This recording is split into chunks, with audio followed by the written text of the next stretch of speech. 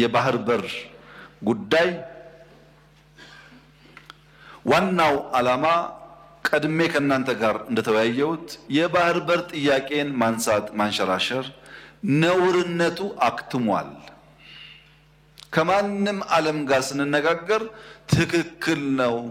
በዓለም ላይ የናንተን ያክል ቁጥር ኖሮት ትልቅ ሀገር ሆኖ የባህር አክሰስ የሌለው ሀገር የለም። ነገር ግን በንግግርና በውይይት በሰጥቶ መቀበል መርህ መሆን አለበት። ግጭት እንዳትገቡ ጥንቃቄ ያስፈልጋል ይላሉ እንጂ አያስፈልግም የሚል ሰው ኦልሞስት ጠፍቷል። የለም። ይሄ ለኢትዮጵያ ትልቅ ድል ነው። ስለ አባይም ስለ ቀይ ባህርም መነጋገር ይቻላል። ስለ አባይም ስለ ቀይ ባህርም በዊን-ዊን አፕሮች አብሮ መስራት ይቻላል። ስለ አባይም ስለ ቀይ ባህርም እንደ ጋራ ሀብትነት መጠቀም ይቻላል። ናሬሽን እሳቤ ንግግር ግልጽ ሆኗል። አንዳንድ ሰዎች ይሄ መንግስት ይሄንን ጉዳይ ያነሳው ለአጀንዳ ነው፣ ለፖለቲካ ነው፣ ለምርጫ ነው እያሉ ሲያሙ ይሰማል። ግን ያሜት ውሃ አይቋጥርም። የቀይ ባህር ፍላጎታችን ከሶማሌ፣ ከጅቡቲ፣ ከኤርትራ፣ ከኬንያ የሚያጣላ የሚያዋጋ መሆን የለበትም። የጋራ ሀብት ነው። 5000 ኪሎ ሜትር ሲሾር አለ እዚች ቀጠና ውስጥ ለሁላችን በቂ ነው። ተነጋግረን ተግባብተን ሁሉ ተጠቃሚ በሚያደርግ መንገድ መፈጸም ይቻላል። ሰሞኑን ከኤርትራ መንግስት ጋር ግጭት ይፈጠራል የሚል ስሞታዎች ይሰማሉ። ለተከበረው ምክር ቤት፣ ለኢትዮጵያ ሕዝብ፣ ለኤርትራም ሕዝብ እና መንግስት በዚህ ምክር ቤት ፊት ቆሜ ላረጋግጥም ወደው ኢትዮጵያ ለቀይ ባህር ስትል ኤርትራን የመውረር ፍላጎት የላትም። ያላት ፍላጎት እንነጋገር ነው። እንነጋገር ሰጥቶ መቀበል ባለበት መርህ፣ ህዝቦች በሚጠቅም መርህ፣ በገበያ መርህ ይሄንን ችግር እልባት እናበጀለት። ዝም ብለን ብናልፈው ዛሬ ነገ ጦስ ያመጣብናል። እንጋፈጠው፣ እንወያይ ነው እንጂ እንዋጋ አይደለም። ውጊያም አያስፈልግም። ብዙ ክሶች ይሰማሉ። አብዛኛው ክስ ውሃ አይቋጥርም። የኤርትራ ህዝብ ወንድም ህዝብ ነው። የኤርትራ ህዝብ ምስኪን ህዝብ ነው። እንደ ኢትዮጵያ ለማደግ የሚፈልግ ህዝብ ነው። የሚያስፈልገው ልማት ነው፣ ውጊያ አይደለም። ተባብረን መልማት፣ ተባብረን መስራት ነው እንጂ አንዱ አንዱን መውጋት የኛ እቅድ አይደለም።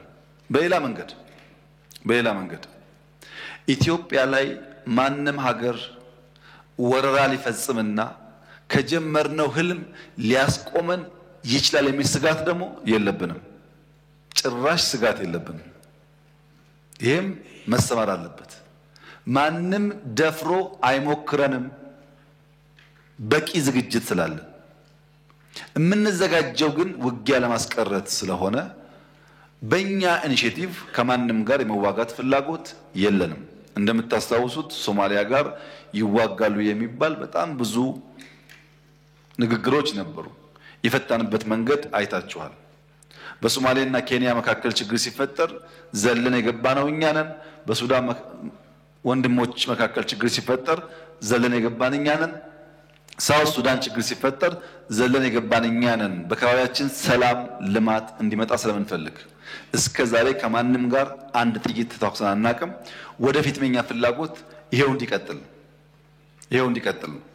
ምንም አይነት ትንኮሳ ከየትኛውም ወገን መኖር የለበትም።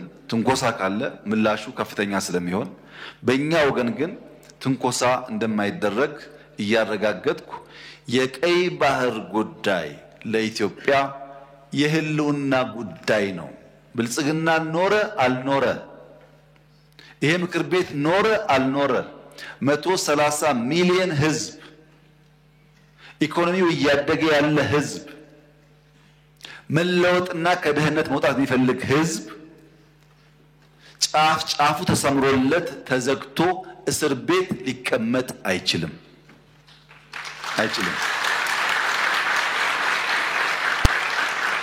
ይሄን ማንም ሰላም ወዳድ ነኝ የሚል የዓለም መንግስት፣ ግለሰብ፣ ቡድን ከወንድሞቻችን ጋር አነጋግሮን በህግ አግባብ በቢዝነስ ተርም የኢትዮጵያ ጥያቄ ምላሽ እንዲያገኝ ወንድሞቻችን ተጠቃሚ እንዲሆኑ የሚያስችል አሚከብል ሶሉሽን እንዲፈጠር ለመላው ዓለም ጥሪ እናቀርባለን።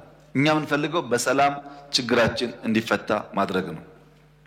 የቀይ ባህር ጉዳይ የማይፈታ ህልም ነው፣ የሩቅ ጊዜ ህልም ነው። እንዴት እንደዚህ አይነት የሩቅ ጊዜ ህልም ይሄ መንግስት ያስባል የሚሉ ግለሰቦችና ቡድኖች አልፎ አልፎ ይደመጣሉ።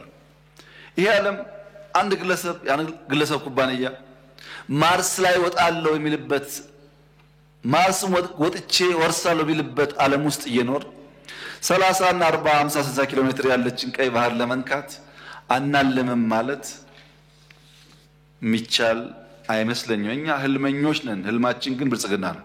ህልማችን ልማት ነው። ህልማችን ውጤት ነው። ህልማችን ማደግ ነው። ብቻችን አይደለም፣ እንደ አፍሪካ ማደግ ነው። ለዚህ እድገት ከአፍሪካ ወንድሞቻችን ጋር በትብብር በንግግር በአባይም በስንዴም በማዳበሪያም በጋዝም በወርቅም በሌላውም ጉዳይ ተባብረን በጋራ እንድንለማ ጥሬን አቀርባለሁ። የጀመረው ብልጽግና ጉዞ ይቀጥላል። ሰላማችን ይበልጥ እያደገ ይሄዳል። ለኢትዮጵያ ሰላምና እድገት የሚጓጉ የትኛውም ግለሰብና ቡድኖች ለንግግር መንግስት ክፍት መሆኑን ተገንዝበው ሁልጊዜም በውይይት በንግግር ጉዳያቸውን ለመፍታት እንዲዘጋጁ ጥሬን አቀርባለሁ። ሚዛን ሳንስት ለአዳዲስ ልማት በጋራ እንድንቆም ጥሬን አቀርባለሁ። እጅግ አድርጌ አመሰግናለሁ።